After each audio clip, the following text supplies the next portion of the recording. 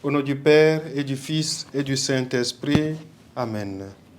Respire en moi, Saint-Esprit, afin que je pense ce qui est saint. Agis en moi, Saint-Esprit, afin que je fasse ce qui est saint. Évangile de Jésus-Christ selon Saint Luc, chapitre 11, versets 29 à 32. En ce temps-là, comme les foules s'amassaient, Jésus se mit à dire : « Cette génération est une génération mauvaise. Elle cherche un signe, mais en fait de signe, il ne lui sera donné que le signe de Jonas. Car Jonas a été un signe pour les habitants de Ninive. Il en sera de même avec le Fils de l'homme pour cette génération. Lors du jugement, la reine de Saba se dressera en même temps que les hommes de cette génération et elle les condamnera. En effet, elle est venue des extrémités de la terre pour écouter la sagesse de Salomon. Et il y a ici bien plus que Salomon. Lors du jugement, les habitants de Ninive se lèveront en même temps que cette génération et ils la condamneront. En effet, ils se sont convertis en réponse à la proclamation faite par Jonas, et il y a ici bien plus que Jonas. Acclamons la parole de Dieu.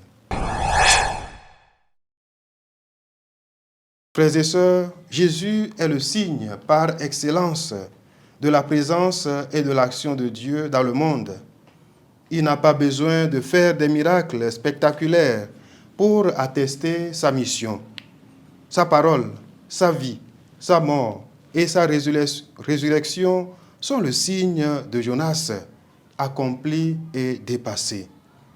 Il nous invite à croire en lui et à le suivre sans chercher d'autres preuves. Le Seigneur Jésus est aussi plus que Salomon, le roi sage et puissant. Il est la sagesse incarnée qui nous révèle le mystère de Dieu et de son amour.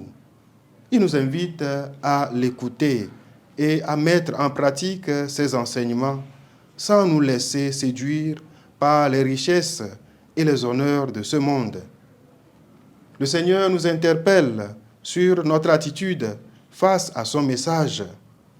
Sommes-nous comme les habitants de Ninive qui se sont repentis à la prédication de Jonas, ou comme la reine de Saba qui a reconnu la sagesse de Salomon?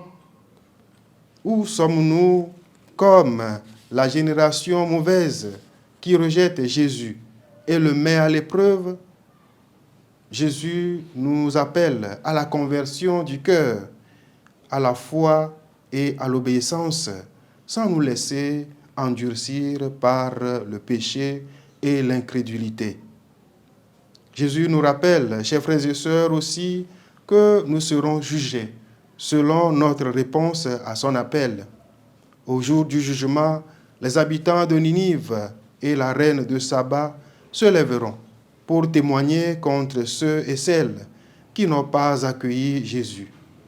Jésus nous invite à nous préparer à ce jour, en ce temps de carême, en vivant selon la volonté de Dieu, sans nous laisser distraire par les soucis et les plaisirs de ce monde. Loué soit Jésus-Christ.